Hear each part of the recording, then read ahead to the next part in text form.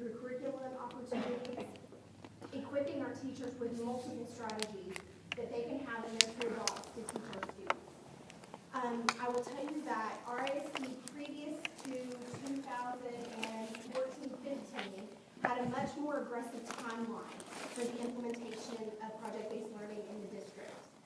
And when I joined the RISD team, one of the first things that we did is have a long conversation about the project-based learning implementation in RISD. And through careful consideration and some conversation with our school board, our board of trustees, we actually slowed that implementation of PBL significantly. And right now, we are only, as I mentioned, implementing PBL in our science and social studies classrooms. And right now in social studies, we have 1 year, and in science, we have 1 year as well. So I only mention that, I only want to open with that because I also want to be sure that you know this is not something that we are trying, like this is not becoming the way that we implement the curriculum from the beginning of the school year to the end. This is just one strategy. The only other thing I'll speak to that, and then I'll open it up, I promise I'll stop talking, is that PBL is a new strategy for our teachers. And as we try any new strategy, there are absolutely learning curves. There are, no matter how much professional development we can provide until the teacher experiences it, is given feedback, and then we come back and give more professional development, and they can do it again to get better. It takes a long time to become really skilled at any strategy that they're trying. So I do want to just let you know that we understand that there absolutely are some learning curves, and we're learning them and our teachers are learning them. And what we want to make sure that we do, and by providing opportunities like this, is to do all we can to help our students and our staff through that learning curve. So just wanted to start off with that. With that, I will turn it over to you all and allow you all to ask any questions. Again, I can't promise I will have exact answers for everything. And if there are things that we need to take under advisement, we will write those down and we will get we will get that information back to you in an FAQ, or we'll have Mr. Bruner send it out as well. I would just like to add one more thing before we get started, and that's that I also believe in PBL, and it's done accurately and correctly, and when we're on a roll, it's not the first time. I believe it is a mechanism that we can use for good instruction, because as a student who's really, on the mark with everything I do as a student, because I'm still going to school, I'm a perfectionist. And I know those students, and I know how they are in the classroom, and if you have sat there and you have listened to lecture day in and day out, boy, it makes it easy to go in and regurgitate information versus having to go out and find something on your own and have to actually do some things. But that process needs to be facilitated, and I know that. And so that's why we're here tonight, because I don't want to give up on a good strategy, but I also don't want you to deflate a good strategy. I want us to come to a place where we understand it's not only the teacher's first time to do a PBL, it's some of our students' first time to participate in a PBL. The two not being on the same page the first time makes it really difficult. But futuristically, we hope that moves to a model where we get more success. And it is just one strategy. So I will open it up with questions. And again, it might be any of us who answer it. So yes, ma'am. Okay. Being that this was new for the high school, new for the teachers, and it's science, which is not, in my opinion, the best one to start off with, why did we not do it as a trial run where you don't have all these low grades that, Great question. So the first thing that I would like to just mention is that, believe it or not, project-based learning has been, as a strategy, as an instructional tool to teach students, has been in place for decades. And it first actually began in architecture in medical school, because it was in medical school that medical institutes of medicine that were trying to teach future doctors, future surgeons, were recognizing that students had significant book knowledge, they could look at and study for a test, but that when it came into walking into the operating room or walking into that doctor's office, that's when the students struggled. So they began to implement basically projects to give those students some type of real world experience. And so really PBL in the science classroom is not new at all. Well, it is in RHS, Right. but it is not new. And in fact, there's a lot of information that we have and a lot of other educational K-12 institutes across the country that have been working with it. We started in social studies in RISD last year, and really we worked on it for 2 years in RISD in social studies. And then this year we began to implement it in science, and again we only implemented it in one per grade level.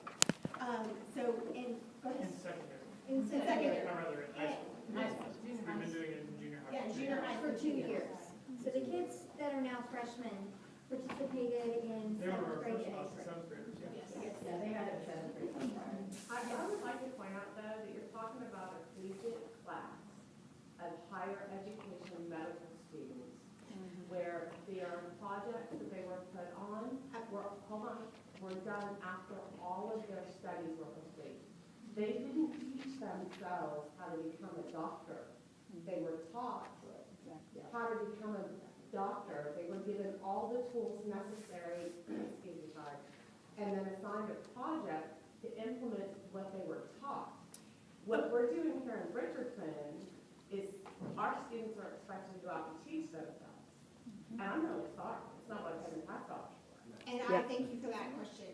And I think that is probably the biggest misconception that we have when we're implementing PBL for the first time in any organization.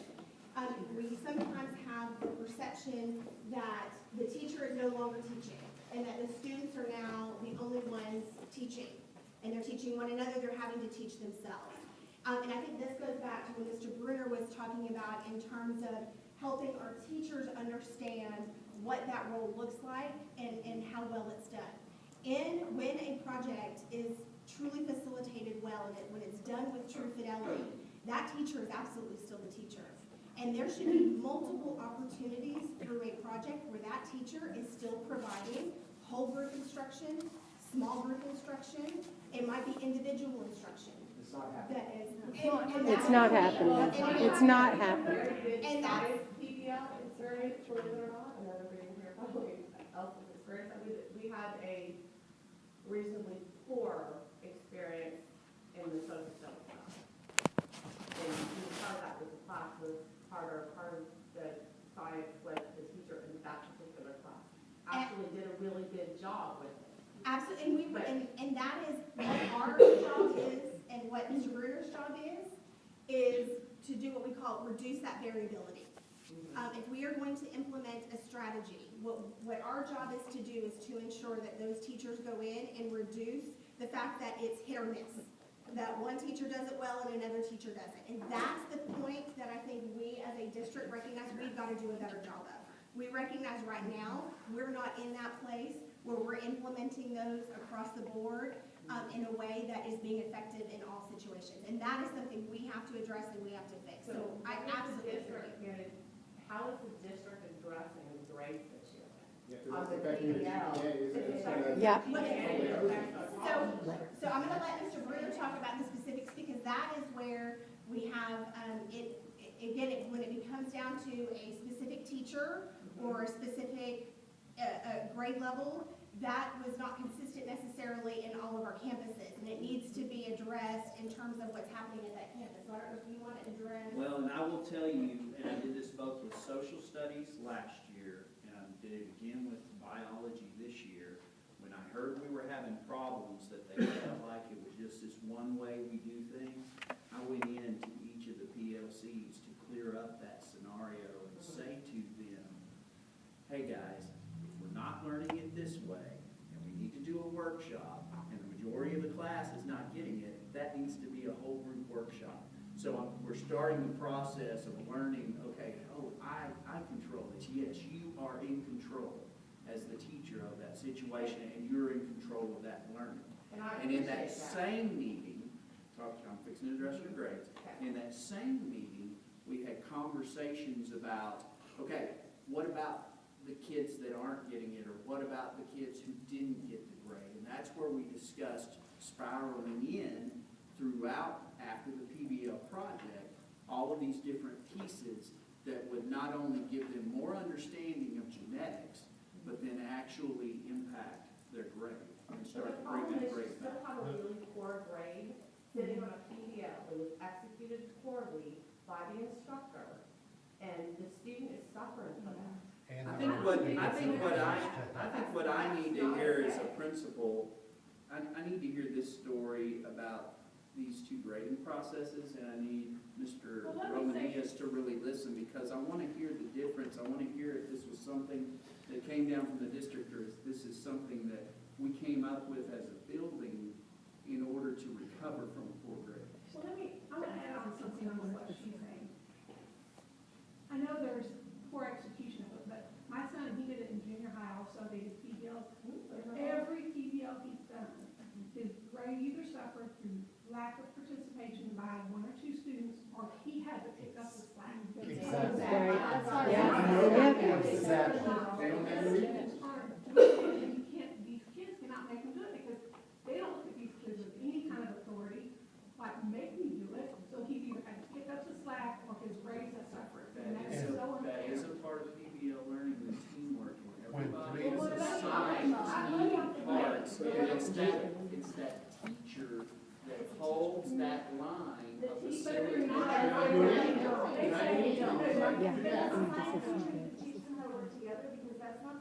That is, believe it or not, though, that is part of the PBL process. No, that is, and that's the clarification of that, the responsibility, and actually we were today in a training, we had a 3-day training on the new teacher evaluation system. And in the new teacher evaluation system, that our teachers, starting in 2015, 2016, will be held accountable for, is teaching those skills. So it is part of the teacher's responsibility to teach students collaboration. The number, what I started the meeting with, absolutely, the number one priority is to ensure that our students learn the curriculum. Another part of that responsibility is ensuring that our students are taught those skills, that they are modeled, and that those teachers are giving feedback to the students to get better. I understand we're not doing a great job of it right now. I get that we are struggling right now in that part of But you it. can give these kids the skills all day. There's certain kids that aren't gonna do it, and if the teachers can't make the kids do it, how are the students supposed to? And then why But are it the should students getting reflect, the it same should reflect on that student.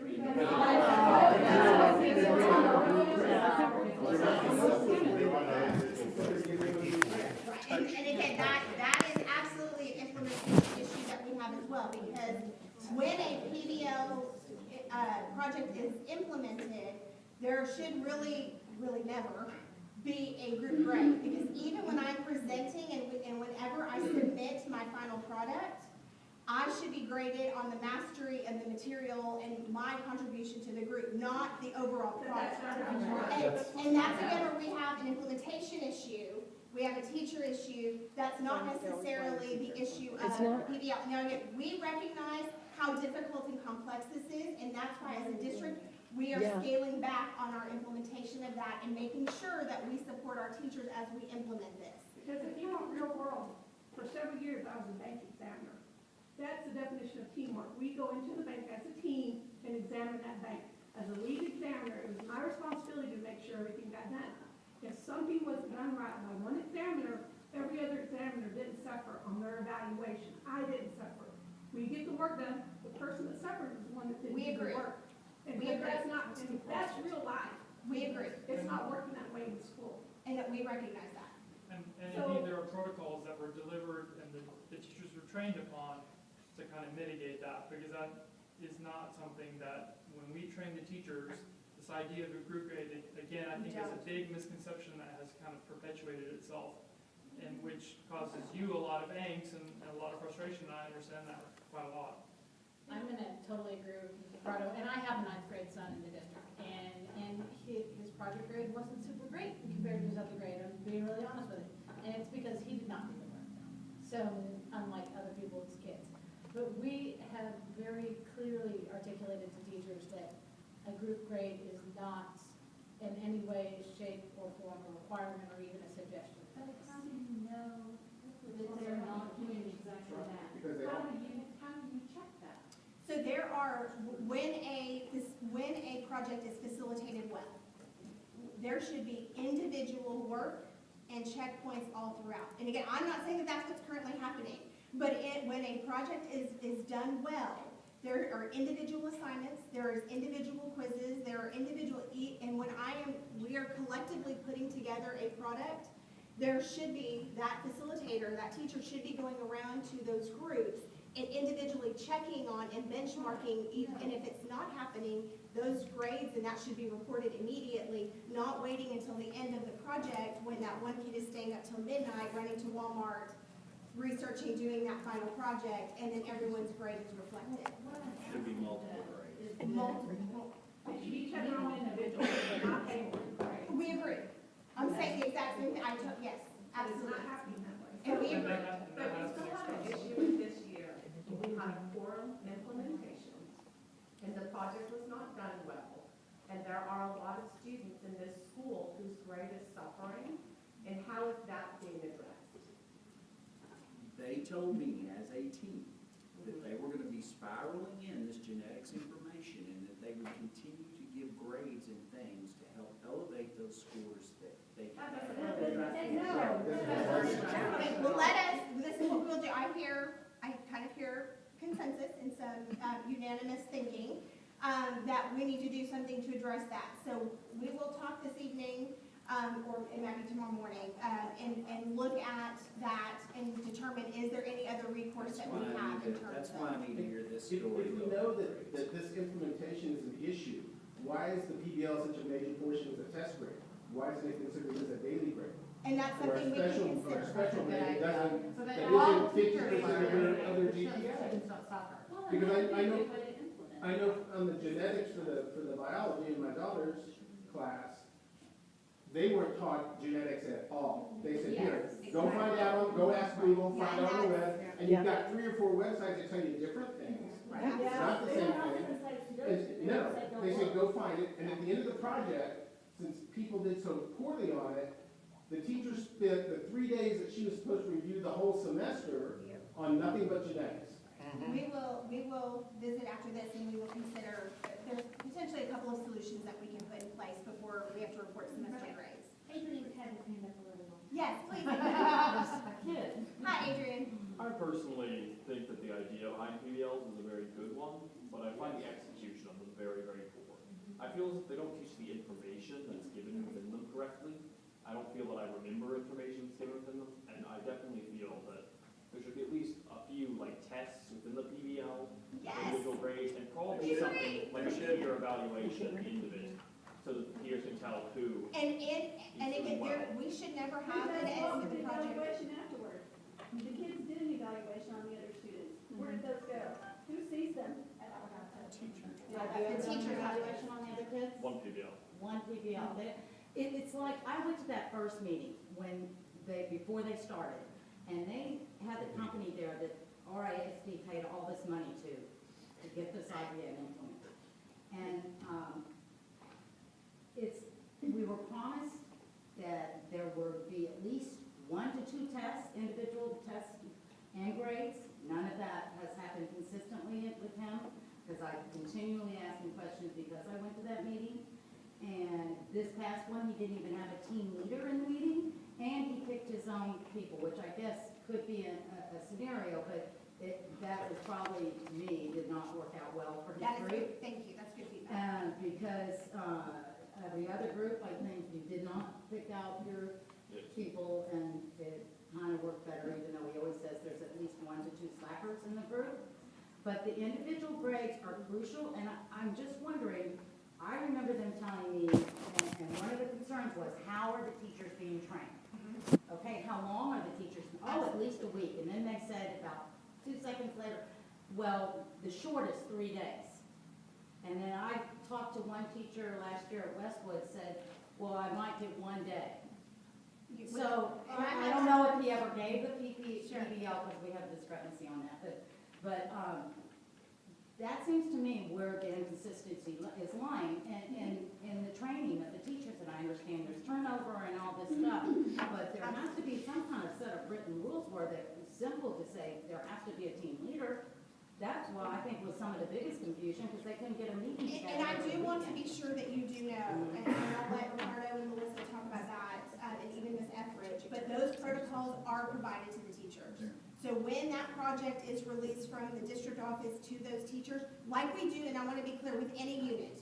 So with any unit that we release, there are certain expectations and certain protocols that the teacher is supposed to follow. So will you all share a descriptor of some of the things that the teacher gets for the project and some of the PD you provide?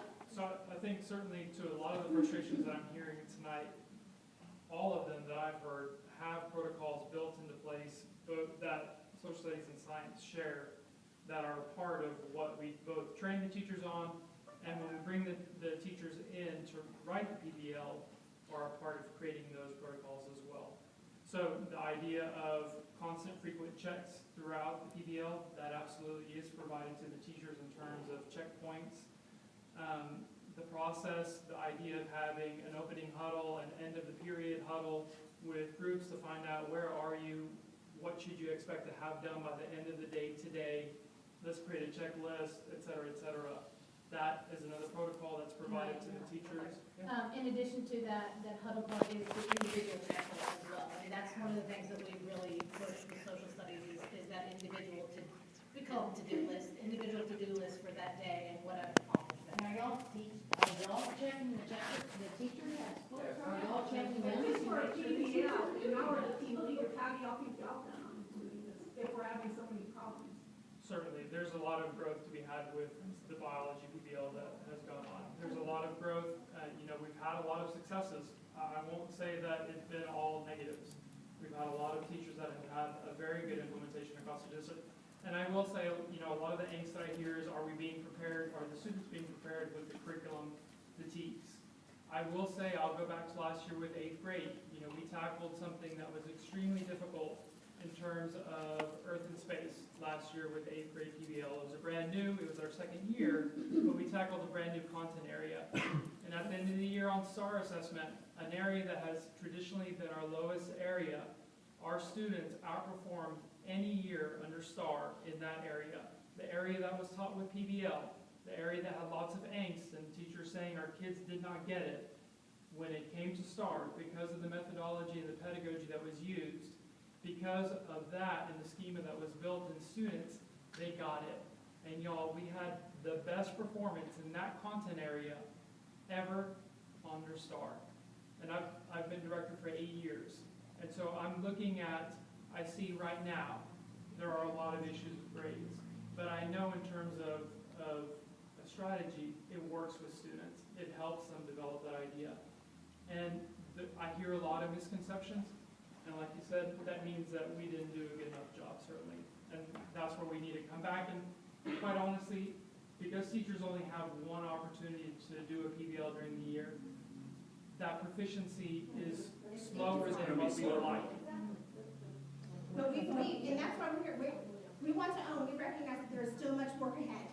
We do. I'm saying they might get the concept, but putting it into place is a different thing. I love my child's friends, but, to do PBL is complicated. Absolutely. There's several men over there. Yes. Yes. Thank you. Go ahead.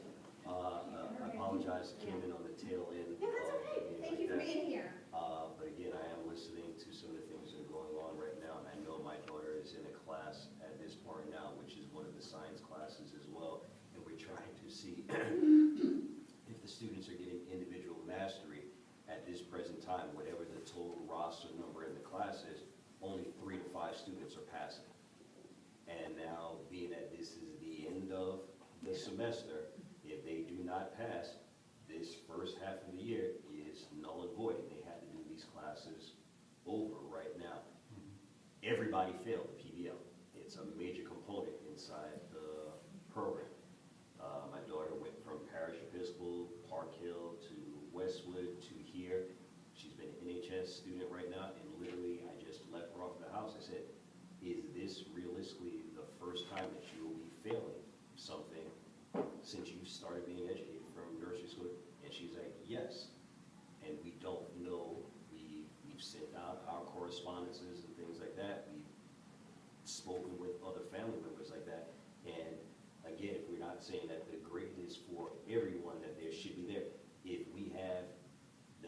argument, say, better kids, an 85% failure ratio in one class, that shows we have negative mastery, and we have 1 week right now, and what are we gonna do with our children? I left parish, I'm in ISD right now, and one of the things that I said as a parent, do not experiment on my child. Yep. That's where I'm standing right now, and I'm sitting here, and we have 4 days of testing. She's in the car on her tablet going over whatever class it is. She's gonna go back home, I'm gonna go back and try to get his versed on this. I'm a AP English teacher. Really can't help you out, so go in the other direction. I'm But not sure about that. exactly, we'll do our best. I personally sent correspondence, and I've received information from every single teacher except this one. Absolutely. Thank you. So I think that's the general thing. What are we gonna do within these next 4 days when there's not really much that she can do? She can probably get 100 and still fail right now at this point.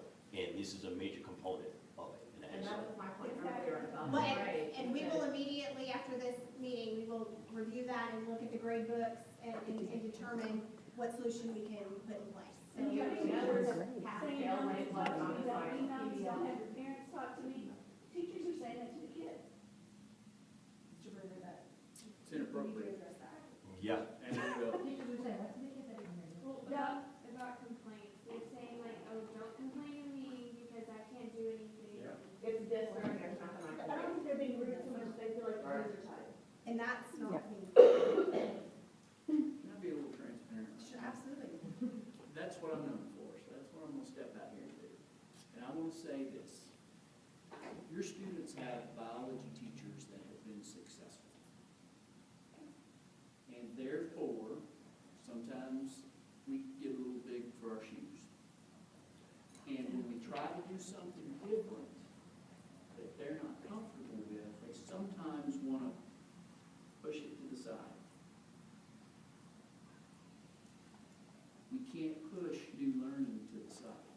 But we can't shoot the messenger either. I No, feel like the teachers no, are going but to take they the ball. have to be willing, and I know my biology department. And I'm gonna be asking some people to give me some names, because I wanna see if I've got an 85% failure. I wanna hear this story about these grades before you leave, because I wanna go in and look at that and find out where that's coming from. So we came into this meeting without, if you guys don't know at this moment that the pass-fail rate was on the PBL in science. I know It's we, not just science. well, we looked at that, we did a full analysis of our curriculum benchmark, in Looking terms at of. looking at the CBA, if I look at the results at the end of the unit assessment, when I look at this year's results versus last year's results, we don't see a significant difference. I'm actually talking about, number of students, how many passed the PBL and how many failed. No, that, we don't have. Specifically We don't have- split, I don't, that's what I wanna And go then in and We, look we at. have They access. also need to drop down a layer and look by teacher, so overarching. That's what I'm And talking that's a about. campus, yes. We agree, that's what we're talking about, right? That's what Mr. Bruner and I will do right after this meeting, is we will go and analyze what the district looks at. So at the end of every unit, regardless if it's a PBL or not, at the end of every unit, our students take an assessment. And that assessment's taken by every biology student in the district. And what we do is we analyze, again, talking about that reducing the variability and making sure, what we do is we look at, did students perform on this unit any differently than they did last year? Did we see a spike in performance? We look down to the individual teacher, by the individual objective, by the individual question. So if you have a failing PBL and a particular teacher whose students did fairly poorly, and then she spent 3 days reviewing the part where they were failing before they took that test, then you're not going to see the failure in the PBL. She fixed it by taking the 3 days review and reviewing what she wrote with the PBL. So how are you going And to did see you that? cover in anything class? else from the semester? Then you might Well, see the unit down assessment was on the before this semester exam review. Yeah. This assessment was right after the unit, this was not just recently. We should be able to go back and look at what they had as their PBL score raw without adding other things And that's the campus. That's how we would attack it, even if we were to go back and change something. I'm wondering too, the actual product that the kids turned in at the end of the project, how many of you guys was it taken as a test grade? I'm in chemistry.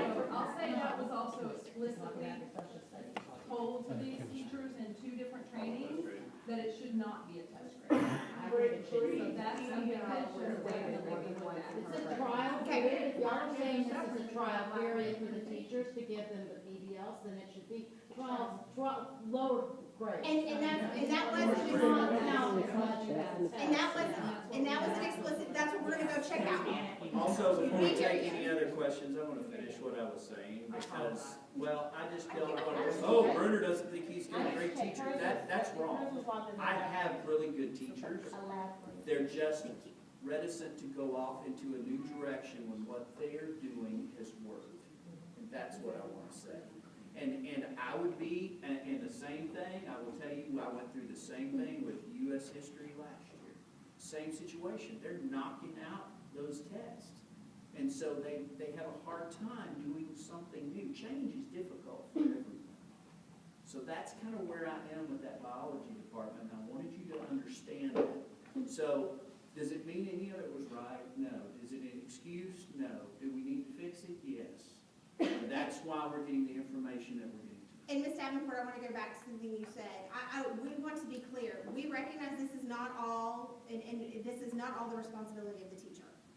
So part of why I wanted to be here, while this is a campus issue, I offered to be here and to hear this feedback because I recognize that we have a gap. There is an issue that we have. We have an issue with implementation. Even though we have training, even though we have some explicit protocols that we're giving, we have some explicit directives, there is something that is happening from when they go to that training to when it's being implemented in the classroom. So that means we have to do something different. So RHS issue. I hear it. and that's why, and I want to, that's why it is not, we are taking ownership. Because hopefully we learn, and that's why district folks are here too, is so that what we do going forward becomes a positive experience versus a negative experience. And again, I have made, since joining the RISD team, we have made significant changes in terms of this implementation. We have slowed it way down, we have scaled it way back, because we recognize that it is a learning curve. And we recognize, I have 4 kids, 17 months to a freshman in college. Don't be judgy. It's like I have like embedded research in my house for education.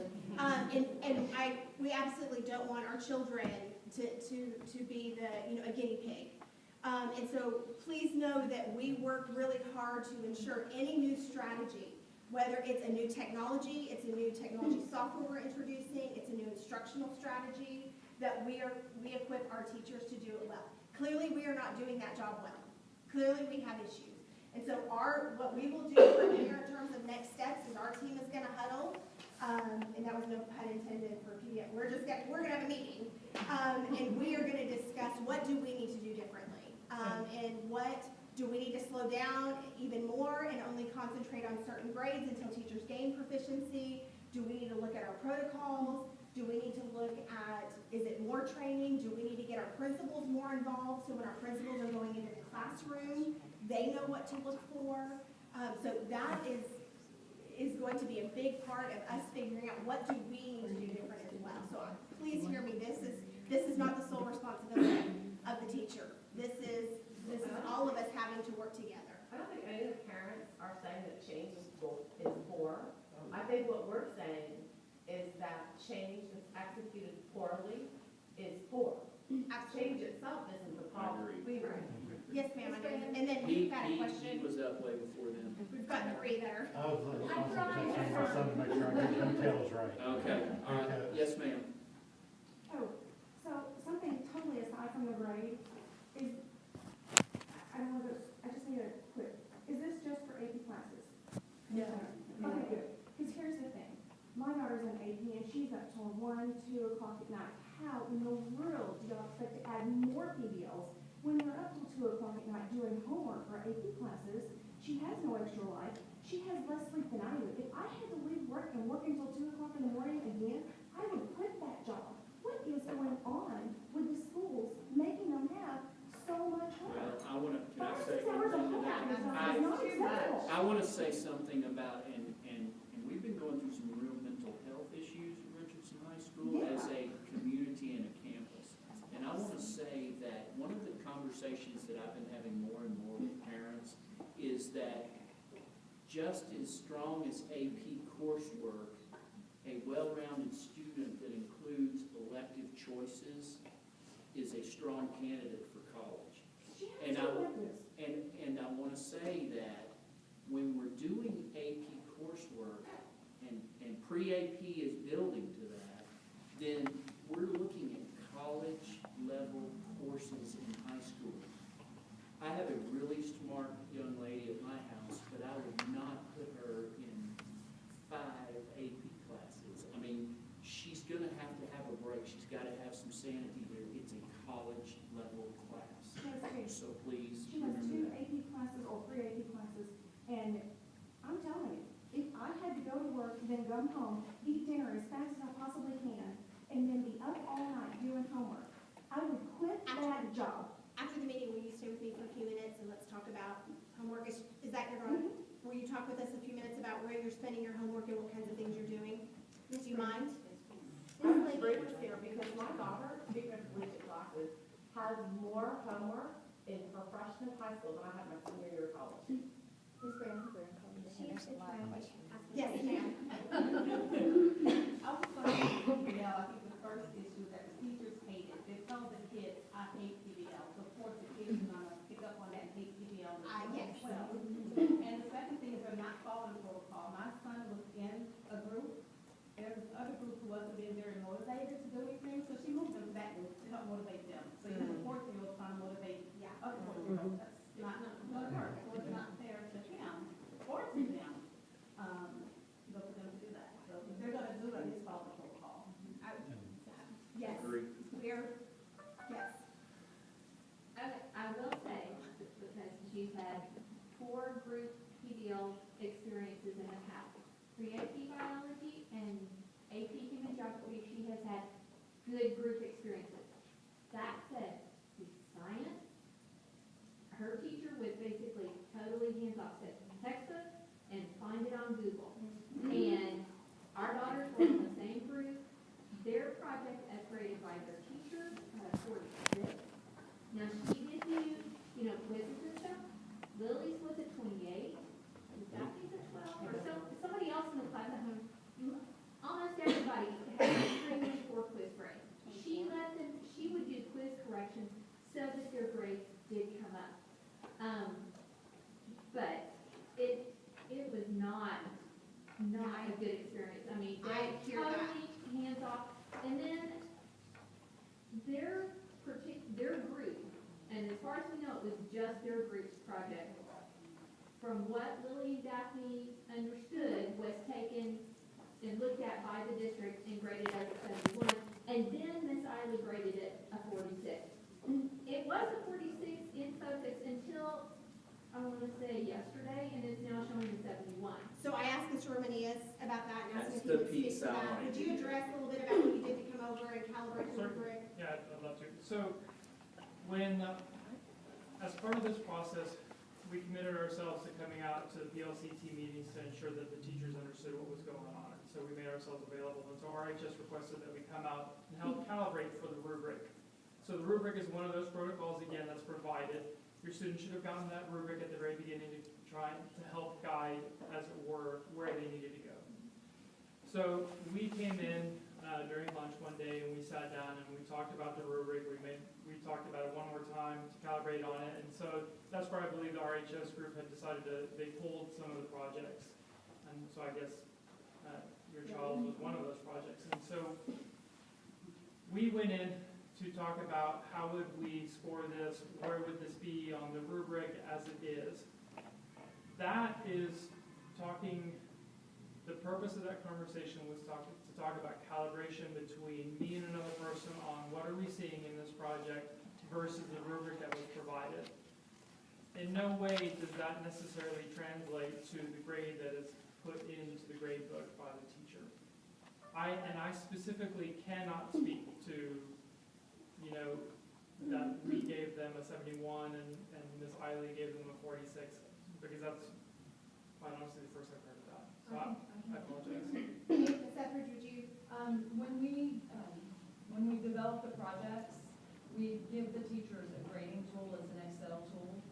And when they go through the rubric, like Ricardo is talking about, and they look at the pieces of the content that were included in the product that is turned in, then they are taking points for those pieces. And so if it's, you know, something that's worth a 3 on the rubric, and then maybe something worth a 2 on the rubric, and those numbers are put into the tool, and it generates the grade that should have been given to the project. And that's based on a scale that we, as a district, with all of the directors actually, came up with a couple of years ago, where a 1 is still in the range of a 60, and there isn't a grade, unless they just didn't do it at all, there should never be a grade lower than a 60. So right there, there's inconsistency in Okay, wait a consideration minute. Let's versus just clarify that is in the for the grade. final product.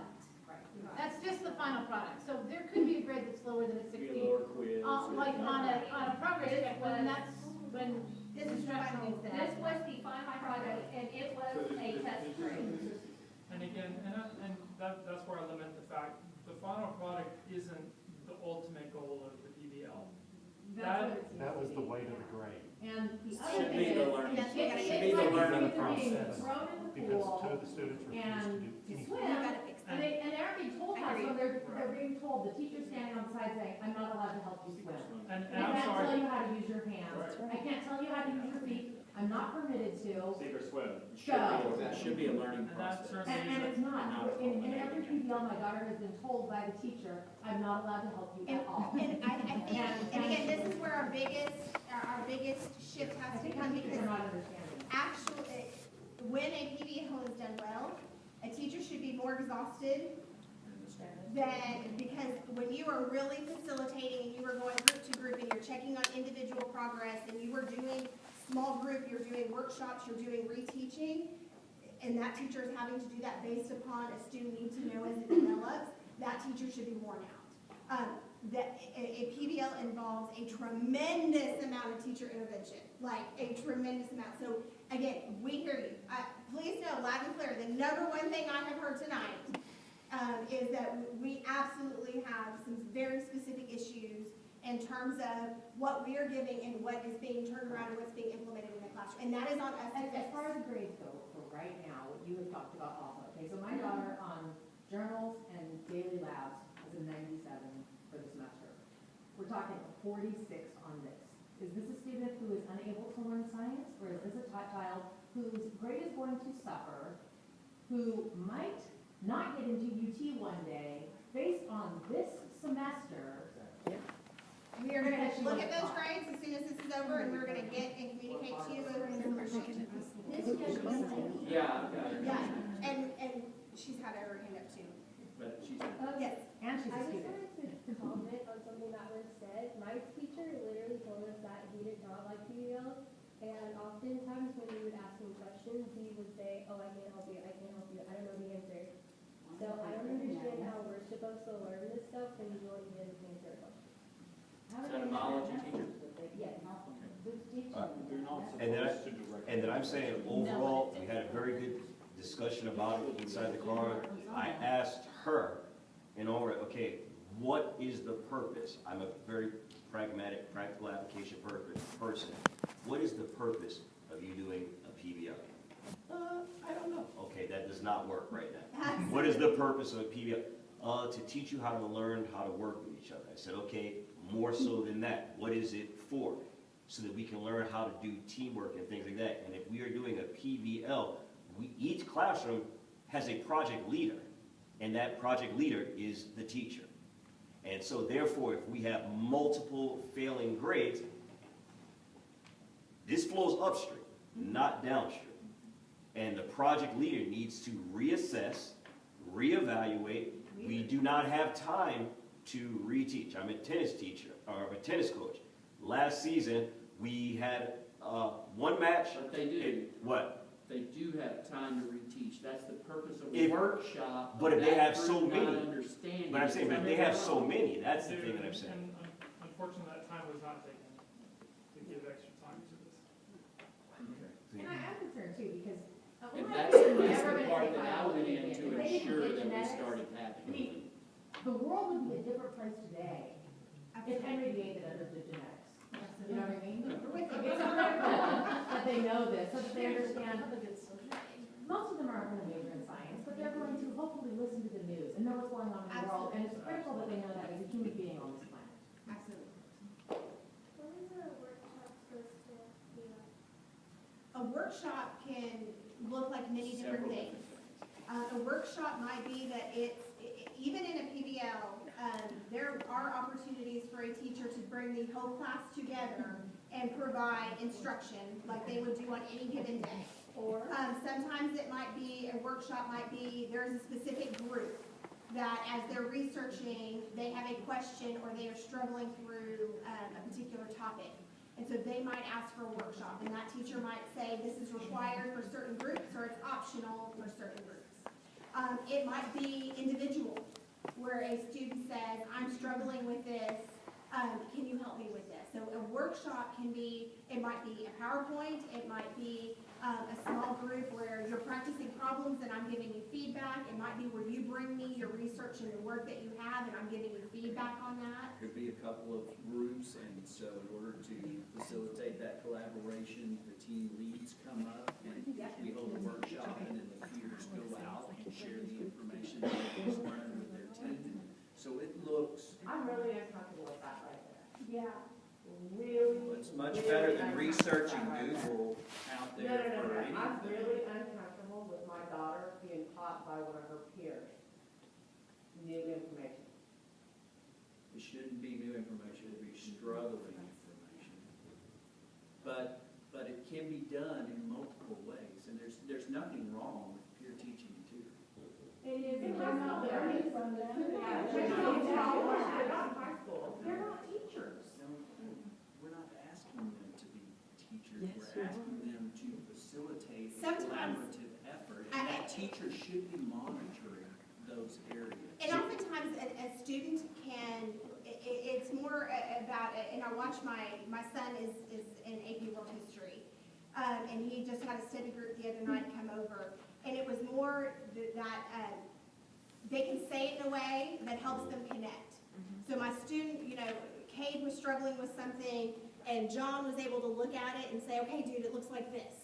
And so he was able to present it in a different way that made it click for Cade. Whereas that teacher, I know his teacher probably tried 5 different ways to get him to understand that, but his friend had a certain way to say it and make a connection that the adult sometimes can't see. So if that student comes back and says to the other student, this is the way it is, and the student goes, okay, and then they get it wrong because they relay the information wrong, then it's not, that's not good. So that's where that monitoring and But they facilitation don't piece do comes in. it. But they're making their And own. we agree. That's We, not no, good. we, please no, we, Make their own. I'm telling you what I'm hearing, it was a poor process. Yeah, so we- And we're gonna deal with it. I think we all agree with PBL as a, learning as a group, project group, but the way it was carried out We was did. just disastrous. And so I think, and what I Yes, hear, ma'am, we had, I don't know there who grades these things, because my son was told his project was the district. no, we do not, they, again, as Mr. Rose, He received 49. He No. never received a 49 ever. let me be clear, the district does not grade, regardless if it's a PBL or if it's any other research paper or product, the district does not grade and then give that teacher, and turn that grade over to the teacher. That is what his teacher told him, and Why? he never got it back. Sounds like the same I scenario. did everything on that critique, and he explained to me what that. I understand, I'm just saying that is inaccurate, that is not happening. It almost like it just needs to be a wash, it needs to go away. He still haven't got So the that's money the back. He still doesn't know why he received the 49, and he's having to take a quiz over and over and over again until he gets 100, so his grade can change. That is a waste of time to me. It's a waste of time. So I will say, I think I started off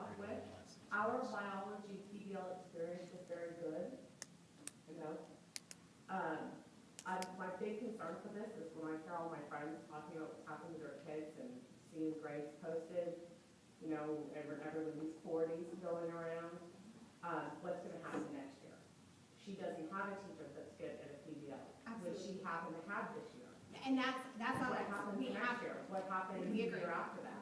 and We have to remediate the situation, and we have to make it right. And it's two prongs. I mean, the education, the actual learning, that's most critical. That's more critical than the grade. The grade matters too. absolutely. Is there But any they way don't for remember parents what to they go learned to because they read were so fast. and look at, teach us what the teachers are supposed to be looking for, or about how can we better help them at home in this situation? I mean, there's Yes. gotta be some kind of procedure y'all already written that we Yes. can look at. Well, There and is. I also So the parents believe that the should be first having line of teachers. communication is with that teacher, and if there's something that's not going on there, get us involved immediately. And we will go and look into that, because the first grumblings I heard about it, I went to meet with that PLC. We had these conversations about just what we're talking about, workshops, and how that could look different. What's That- else? I'm sorry, professional learning.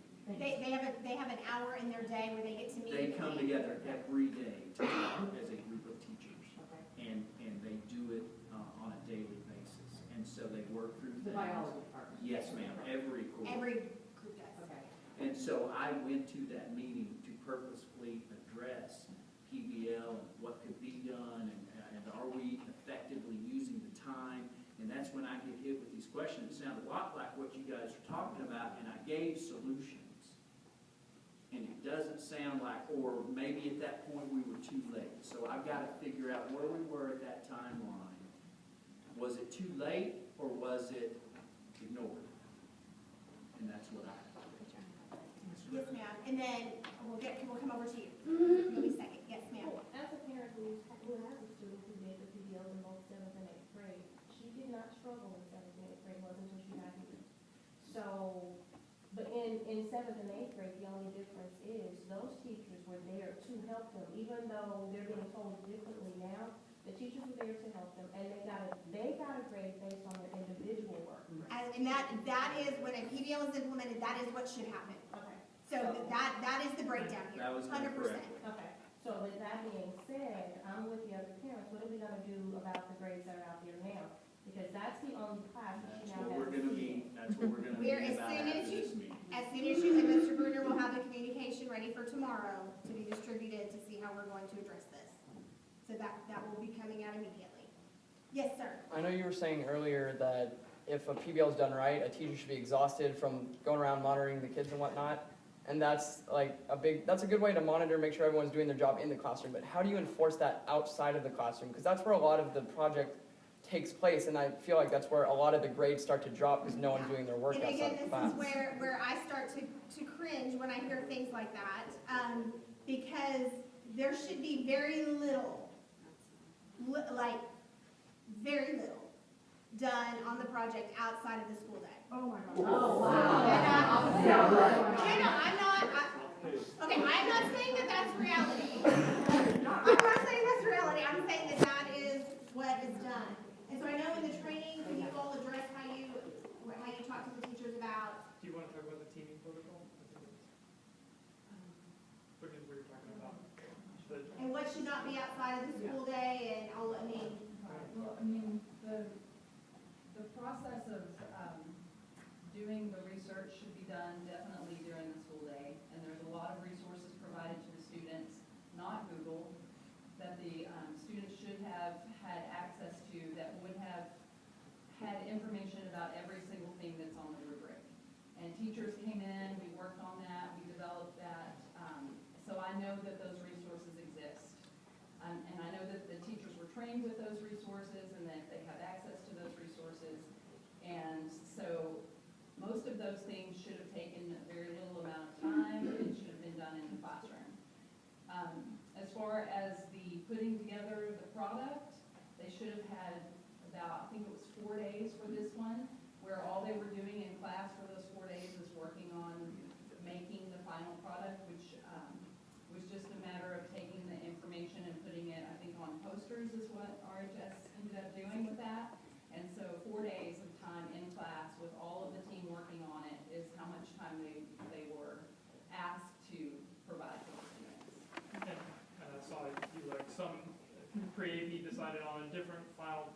versus on level, and I can't speak to whether Magnet decided to do also a different end product. That was ultimately the decision of the team.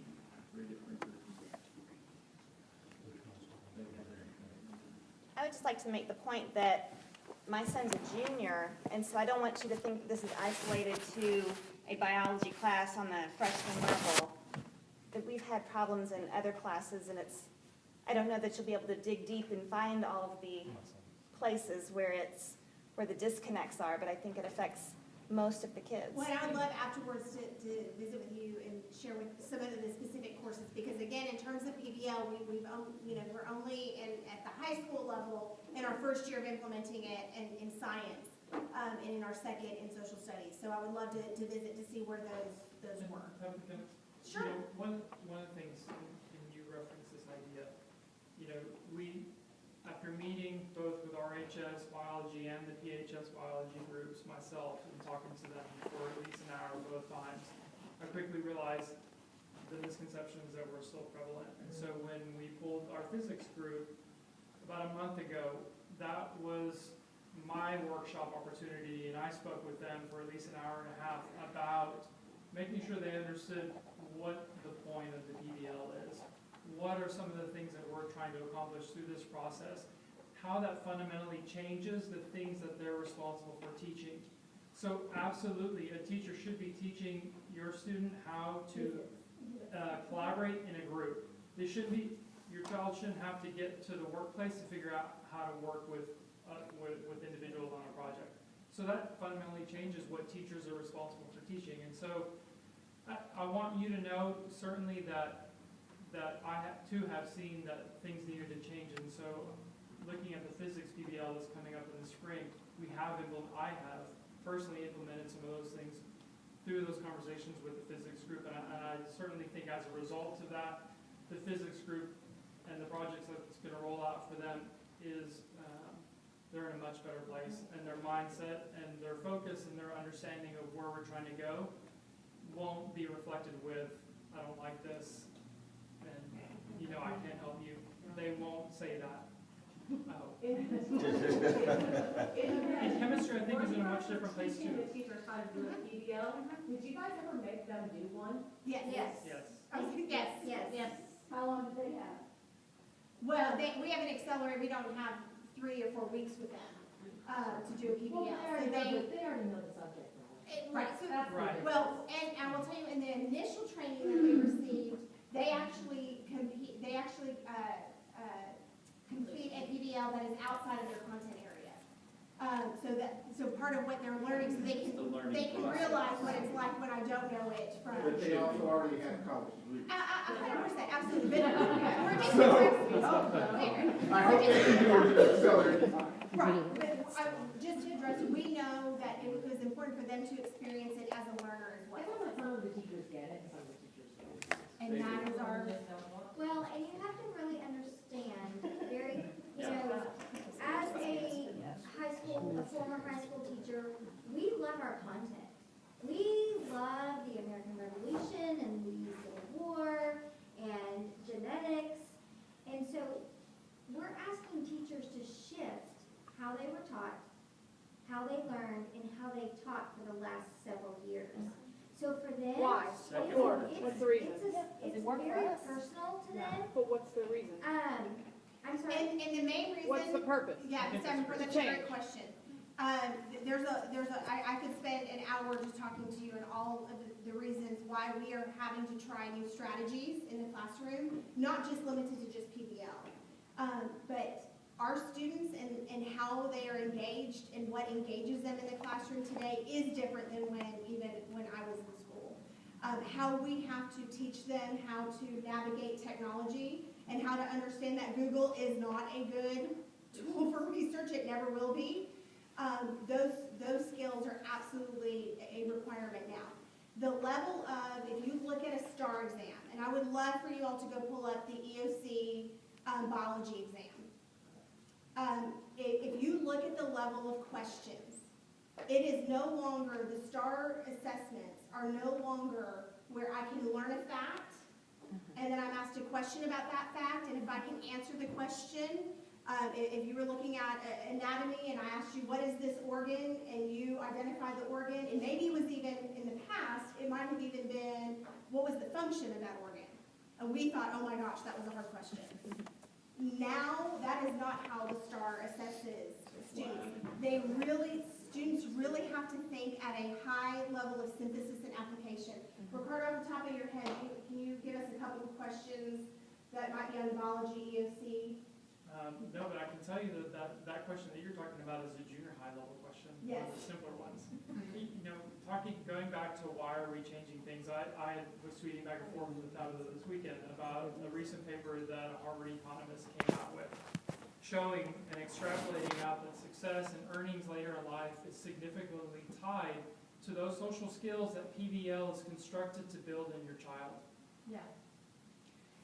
And so when we talk about, when I talk about what I learned when I was, a chemistry major in college, it was about learning the facts. It was a lot about learning the facts. And one of the things that we've been trying to transition this curriculum in science isn't about learning facts. It's about having that knowledge and asking the right questions to extrapolate it to the right situation, the right problem. Doing that through a PBL builds both that idea and then also those social skills. That's what we're trying to get, because that is where we're at right now.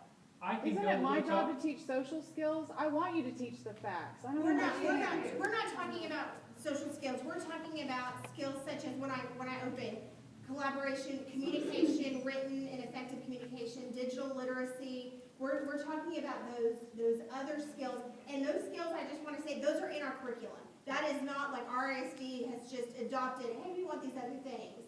These things are embedded in the Texas Essential Knowledge and Skills. These are things that we are required to teach. But why aren't we teaching our students facts anymore? We are teaching them facts. Use the higher thinking and the other things that you want me to do. We agree. I know this basic stuff. We agree.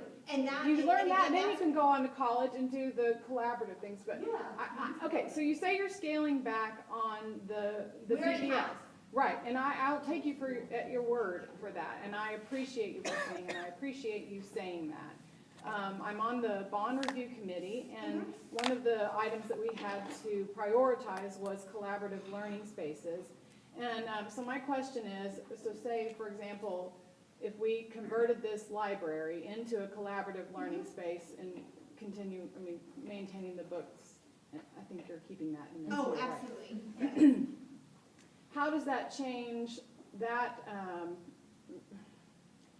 Would that change your direction then for the collaborative learning spaces if you're scaling back on the PBL, or we? No, thank you. That's a great question. And that's why I know that we keep coming back to that conversation, and that PBL is a way to do that in terms of teaching those other skills. But what we're trying to create in the facility is beyond just PBL. The flexible learning space is not, we're not trying to redesign this library because we're implementing PBL. Okay. That they are in no way connected. Now, will it help, and can it be something that will make a teacher's job easier to be able to bring groups into the library where the books and the resources and the computers are so they can do their research? Will it be easier for a teacher instead of those heavy desks and they're trying to put them in groups of 4 or 5 and that's hard to move around? Will it be easier to do that in here where the tables might be on wheels and the chairs might be on wheels and I can move it all around? Absolutely. But the redesign of the library space is in no way related to PBL. Well, because in the PBL presentation on the website, it says a collaborative space for PBL 2016 bond. That's why I made that connection. Yeah, it is the conversation about because we're implementing, or we're requesting for the bond if it should pass and move forward, that those changes to the library be made at the elementary, and they're not implementing PBL at all.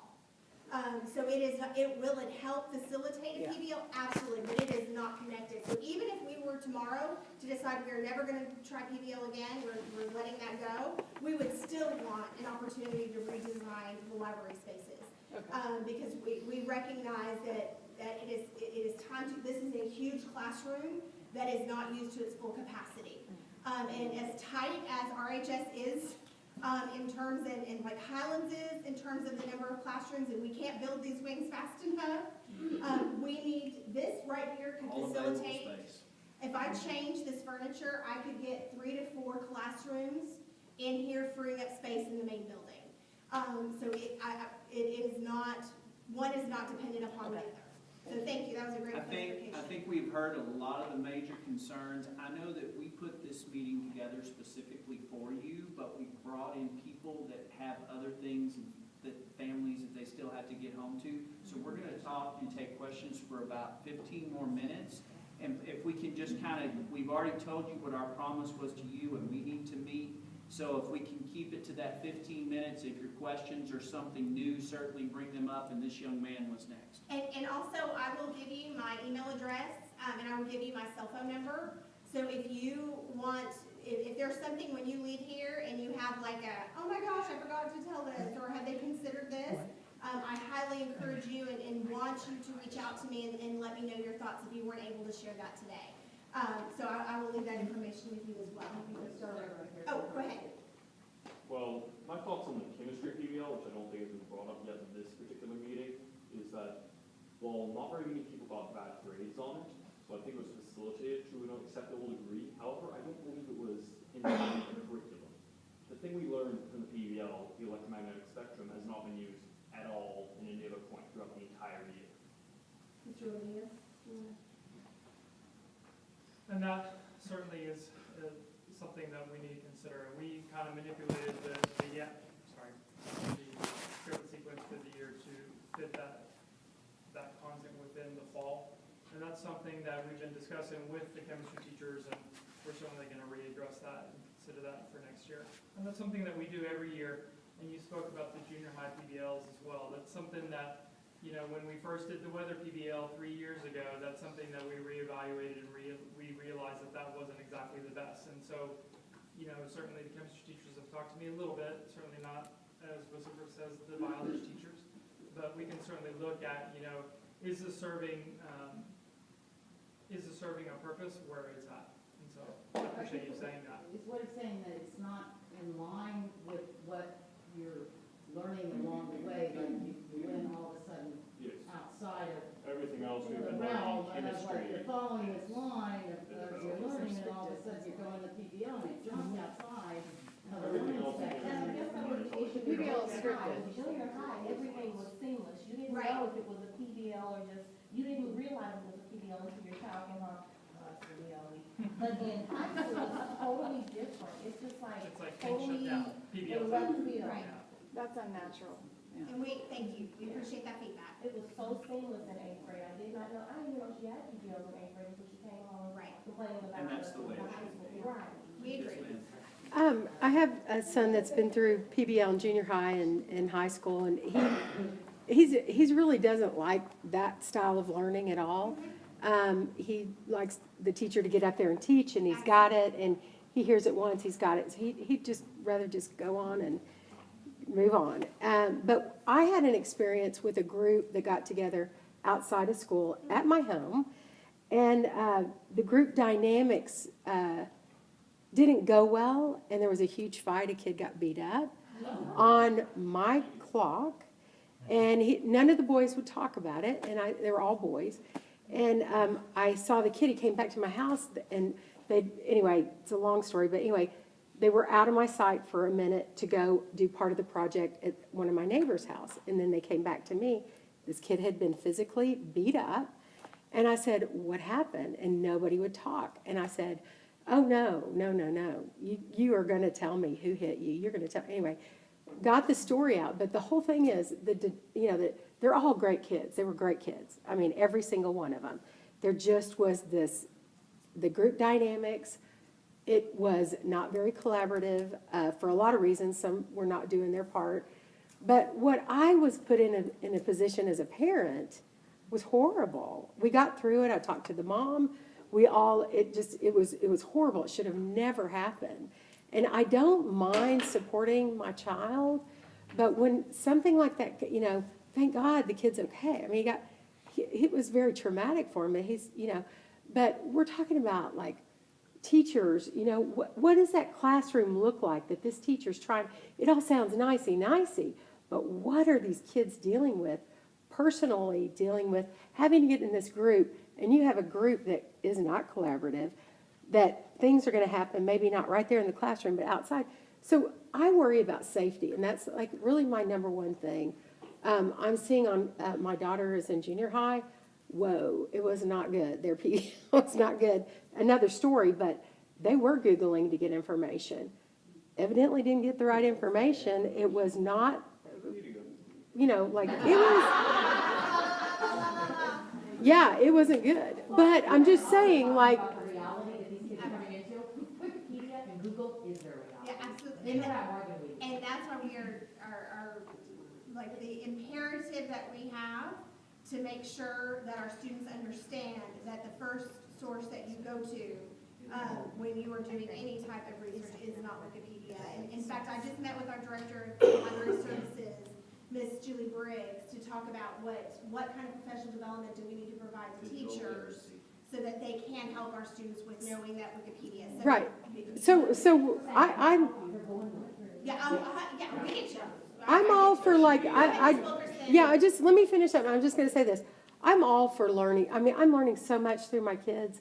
It's just, I'm old. And this is like, I'm blown away about what's going on. And I'm ready for the ride. I'm with my kids. But when things are going in a strange direction that they're not ready for, emotionally, socially, we've got some development to go. I saw it with the fight in this testosterone in these boys. And I'm not saying they're all good boys. All what happened should never have happened. But me as a parent to be responsible, I think that's coming home. You said you had a group that came together. Nicey. That's great. That wasn't my experience. And I'm all to support if kids need to get together and collaborate, do whatever. I'm all for it. But we need to understand the dynamics. And I know it's district-wide. But in this school, we have teachers that are leaving because they can't control a classroom.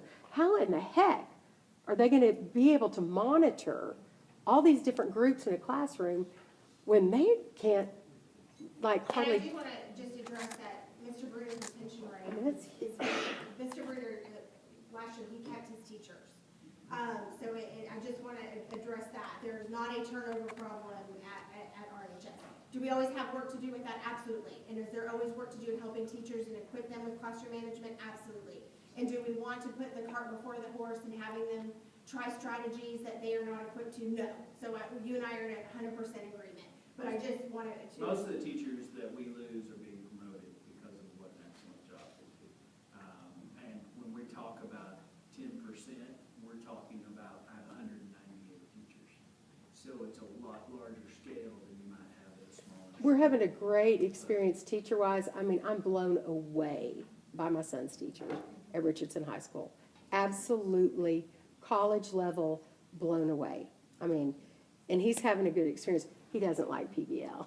He's like, get rid of it. I would be that same child, but knowing what I know about education and what they need to know now for their future and the collaborative work environments that we're seeing in these jobs and job markets, we've got to start future seeding and adding to our curriculum, and that's why. But it is a small part, but I think it's a good vehicle. We just have to do a better job with it. My overall concern, and I'm just listening to other parents, I understand the benefits of PBLs, and I know y'all done studies into how they help you. Lately, has there been any studies on the students, and when you touched on their mental health, and how much stress now these students are facing between the pre-APs and the APs? And to be honest, this year, I let my son drop some of his pre-APs because I was tired of seeing the stress on him. I will tell you, those mental health issues that I'm talking about are usually stress in the hours that I'm hearing, and it's the top students who really are just striving to make that number one position. It's usually our top end of that spectrum. Believe it or not, the experiences we're having at Richardson High School, those are the ones, that group of children who are stressing out the most are that group of children. I'm telling you because I know who those kids are. I think that's been more vocal about it to you. I don't think my daughter would No, expect. they're not coming to me, they're going to counselors. Yeah, that's my daughter would go to her school counselor. But my student's not like the person who listens to me, like, he'll never be number one. It's just the level, the curriculum, so much they have to learn. He felt like They're doing things we lost. never did in high let's get out of absolutely some of these correct. creative, it's not work, you having this much stress. It really wasn't. But it's a hard balance though, because you worry about where my daughter wants to go to school. She won't get in if she doesn't complete this high school curriculum all in. She just won't get in. That's a fact. And maybe she should be there, you know, because sometimes you gotta look at the health of Well, the but that's person. what she wants to If do. she can't That's get a her- free AP here and that's the only way to get into that college, then maybe she shouldn't be in the college, you know? But here's another issue. So I want her to take the regular classes. The number one reason she doesn't want to take the regular classes is because she can't learn in the regular classes. Because I've Yes. already had kids Yep. in the regular classes that keep everybody else from learning. Yes. Yeah, you need an I've heard that in-between for class. 2 years. Yes. Our job, Homework heavy on the teaching the creative classes is beyond ridiculous. and we can address that. I want to go back We to need to know say, about management issues. yes, but it is our job to educate every child that walks through the doors. Period. Oh, no so, doubt. But the that- fact that a kid can't take a regular class because the classrooms are so out of control But is I- a problem. But I can tell you that, we are on this campus all the time, and we are in classrooms, and we do not have classes at Richardson High School that are just out of control. Because y'all are there. Yeah. No. No. You can walk down these hallways and it's relatively very quiet. And you can go into classrooms. I can stand, a lot of my walkthrough stuff happens at the door. I can walk by and I can listen to classrooms. Then do we have some new teachers that are struggling with some management? Absolutely. Do we know who they are? Yes, ma'am, we know who they are, and we're working on that. And we want to give every teacher an opportunity to be successful, just like we want to give a kid every opportunity to be successful. But there are things that we put into place to that. Out of control doesn't necessarily mean they're swinging from the chandelier. No, I absolutely. We agree. We I'll be are, chatting on the side, but the teacher It has might to just be address not it. paying attention, it might just be distraction in the classroom. I just want to be sure that we are, that, because when you hear a thing like out of control suddenly out in the community, that can be Yeah, messaging for swinging seats. from the chandelier. Yes. I got it. Yeah, I But know. my daughter's friend dropped one of her AP classes because she didn't feel like she could handle a full AP as freshman. And she literally, I drive her to school every morning, and when they talk about their classes, she goes, I so wish I could just bit the bullet to the extra normal AP class, because the regular class is awful. One of the things that we will do this spring, we are implementing, we are forming a committee this spring to look at how we calculate grade point average and how we weight courses. We currently, our system is probably 6-7 years old, and there are some updates that we need to make. And as a part of that, one of the things that we will do is a homework audit to evaluate the level of homework that is being done and the average amount of hours that our students are spending outside of the school day on homework. So to answer your question, I think several of you asked it, yes, we are going to study that and determine, is it excessive? And again, is it excessive as a result of, is it a curriculum issue and therefore teachers are doing it? Is it, we have individual, if we get the data back and we have different teachers that have different levels of homework, so that's part of what we want to discover through that process. And make sure it's quality. And then the other thing in terms of, I just want to address, and we want to, That's what we're talking about. in terms of the social emotional, sorry, it's been a day. Social emotional well-being of our kids, one of the things that we absolutely are committed to is ensuring that our kids come to school every day, and number one, that they know that they are loved, and then number two, that they learn what they need to learn. And we, as Mr. Bruner said, we recognize that we have students that are coming every day and that are struggling, and they're struggling with a myriad of options. And for some kids, it might be homework and the amount of hours that they're spending on homework. For some kids, it might be social pressures. For some kids, it might be they are dealing with life circumstances that I can't even imagine that I could potentially deal with at 16, 17 years old.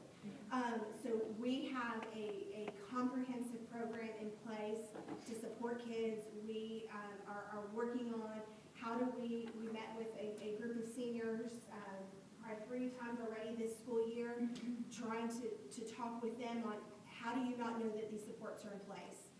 What can we do to let you know that all of these programs are in place? And then How we can have we? further conversations with those same kids, with representatives at Richardson High School from each grade level. Figuring out what To make sure can we that do. we're trying to meet their needs. And I just wanted to say one more thing, and then we need to move on, because I've got another question here. And that is, when we're dealing with students, the neat thing about Richardson High School, and I know that response a while ago didn't sound like this, but I will tell you, working with Richardson High School is like working with a middle school from the aspect of relationships, because these teachers will do some changing in things to make sure that children get what they need. We had group biology teachers that may not have done it right, but they certainly wanted to go back and start working on those grades to make sure they met those needs of those kids from that aspect. And so I want to keep working with those teachers. I got to get the mindset right, obviously, with this biology crew, but they're not bad people. And they really work. And it's not all of them. And it's not all of them. And it's not all of them. Yes, ma'am. Okay, I was wondering how you all determined the timing of doing the PBL. Because I know you said that we're doing, there's science and there's social studies, and my daughter had both of those already this semester. And in addition to being a band member, and that's taking up all of our time. So my suggestion would be to maybe do the timing a little bit differently, so that you're maybe not And we did have, And I think the considerations that we're working under right now, as part of that scaling back process, was to remove that second PBL, I think, in both of our subject areas, because going into the year, looking at it this summer, we had talked about two, in chemistry, two in biology, two in physics. So with that idea, we talked about one in the fall, one in the spring, and so certainly, because of curriculum considerations, thinking about the topics at hand, that led us to where we are right now. But if we're talking about one PBL, that allows certainly it to be more open. Right, I think that would have been the solution. Right. But that doesn't mean stop training, and that doesn't mean not isolating and taking strategies that are great strategies within PBL and start circulating those into the regular curriculum, so that when we get to the PBL, it's not new vocabulary, it's not new this, it's just a seamless flow of the curriculum. The other question I had, and you talked about this, or I tried to bring it up earlier, you talked about all the protocols that you have in place to train the teachers and how they need to be, facilitating the PBL. But how do you all know, what protocol do you have in place to evaluate the teachers? How are you assessing their ability to do that? Because you don't just train somebody and throw them out there and expect them to do it. We'll let Mr. Gruner start, and then we'll. So there are a couple of ways we do that. Ms. Curry is the science person, and she's over science, and she goes into their science classrooms on a regular basis. We do walkthroughs at large in general of all of our population of teachers. And then she also has the opportunity to go in and work with them together during that professional learning community time. So that whole time is an ongoing assessment and evaluation of teacher performance throughout the year. Not just PBL, not just state assessment, not just the whole scope of the whole thing.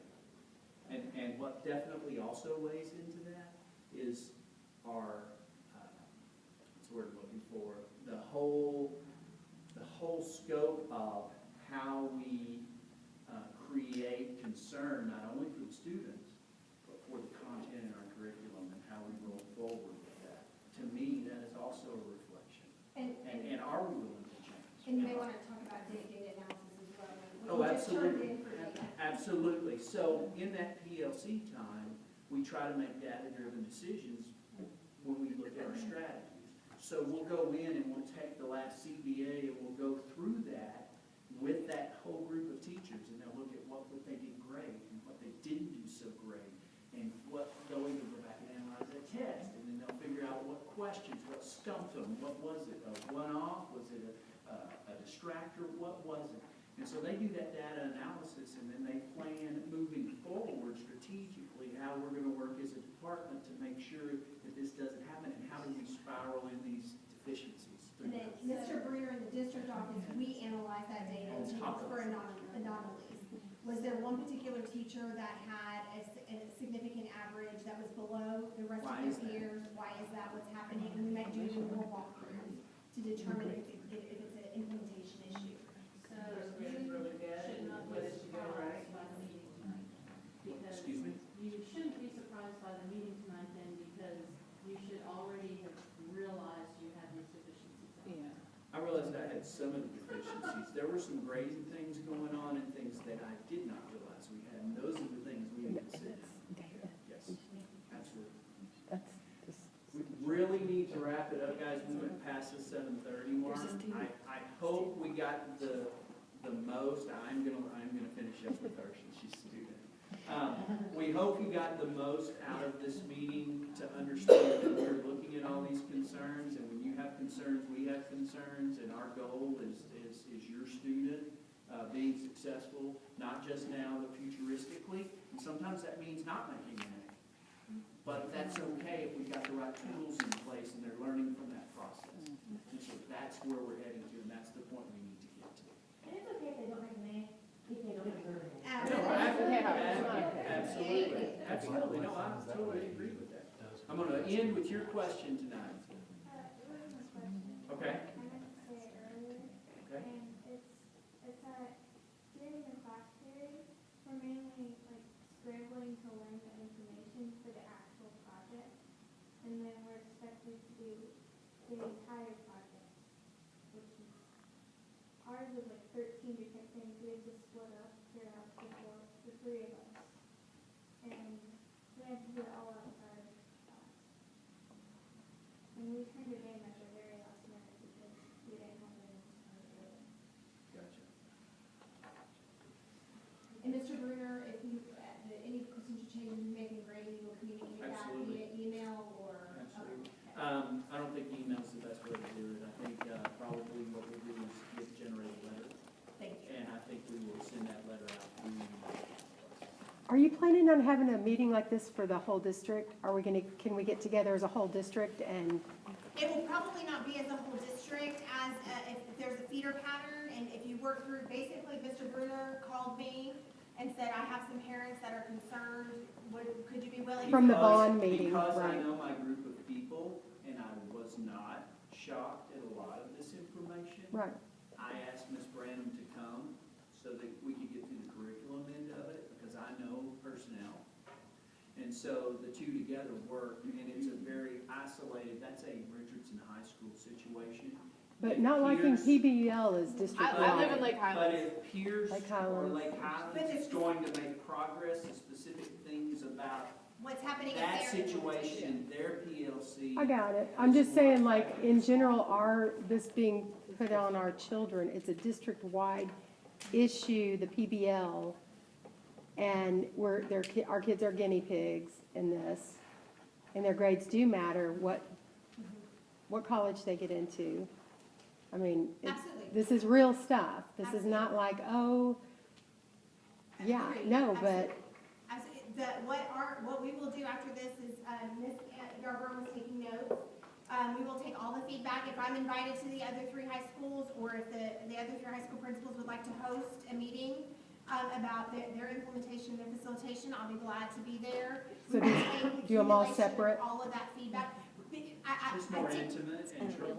And what I want to be careful of is that there were some very specific issues about teachers that were unique to RHS. And Sure. I'm not saying, I get that we have issues with PBL across the district. I'm not, please hear me, I'm not trying to. Right. No, I get the smaller meetings. But when they're specific, Mr. Bruner is the only one that can go in and look at those grades and come up with, is there another alternative? That's not even a decision I make. So what about junior high, like feeders into Richardson, into Lake Highlands, into Berkner?